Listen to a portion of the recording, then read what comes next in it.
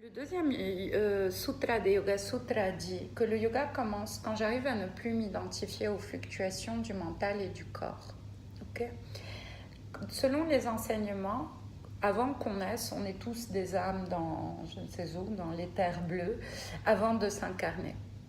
On s'incarne en choisissant spécifiquement, on dit, la famille, le contexte, la nationalité, le corps, etc., dans lequel on va s'incarner.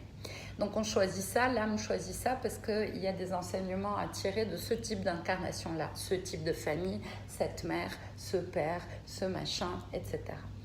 Une fois qu'on s'incarne, vous savez, on dit que quand les enfants naissent, la fontanelle, elle est molle, n'est-ce pas? Et d'ailleurs, quand on meurt, ça redevient mou, parce qu'on dit que l'âme rentre et sort de la 10e porte, Sahasrara Chakra.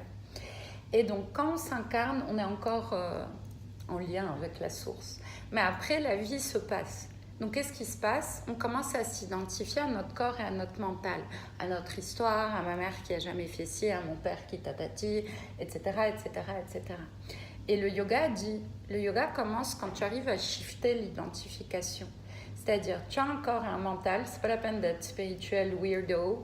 On a un corps et un mental, ils sont importants, ce sont les véhicules de notre expérience aujourd'hui. Mais ça n'est pas l'identité ultime. On dit ça, c'est une réalité relative, et l'identité ultime, c'est la source, c'est l'âme.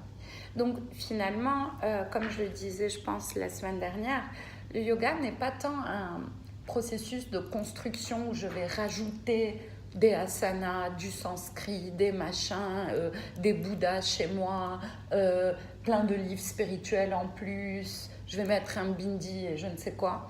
Si ça vous rapproche de vous, c'est très bien, mais si c'est encore des couches externes qui nous éloignent de notre essence, finalement ça devient un autre médium externe qui m'éloigne de moi. Donc, en soi, le yoga, c'est plus quelque part, ou peut-être la réalisation de soi, c'est plus avoir le courage de commencer à déconstruire les couches qu'on a mises, déconstruire qui je suis, la personnalité que j'ai construite, les habitudes peut-être qui me limitent que j'ai, passer au-delà de mes préférences et mes aversions, au-delà de l'identité que j'ai construite, au-delà de tout ça, pour revenir à l'essence, pour vous revenir. Vous savez, parfois les anniversaires passent, les années passent, les expériences passent, mais on se rend compte qu'il y a un truc qui ne change pas.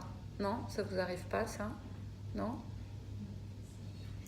Donc revenir à ce truc qui ne change pas, puisqu'en yoga tout ce qui change est une illusion en tout cas. Donc même là on est tous des illusions quelque part. Revenir à cette essence là, quelque part ça demande, il y a quelque temps je lisais un article qui disait que si on faisait du yoga, au bout de 3 mois tous les rêves de notre vie se réalisaient, et je me suis dit merde, je me suis trompée de pratique, ça fait 20 ans que je fais ça, j'ai encore des rêves pas réalisés.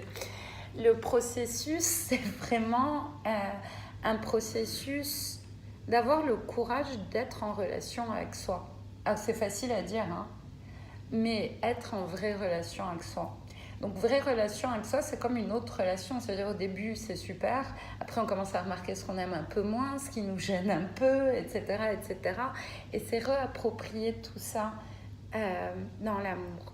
Quand on est sur un chemin, finalement, tout ça, ça nous rapproche de nous-mêmes, mais de la même manière, ça nous rend poreux et ça nous rapproche des autres. Le sentiment de séparation se dissout petit à petit.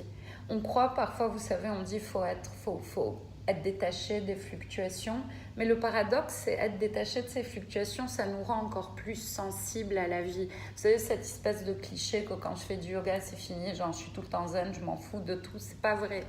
Ça crée une sensibilité qui est encore plus profonde, mais dans la connexion à l'autre. De se rendre compte que toutes ces séparations qu'on pose, quelque part, sont des illusions, que la nature humaine est la même, que finalement, s'il y a un souffle ou une âme, c'est la même dans le vent qui fait bouger les feuilles, dans le rayon de soleil, dans la rivière, dans la mer, dans, je sais pas moi, le chihuahua dans la rue, etc., etc.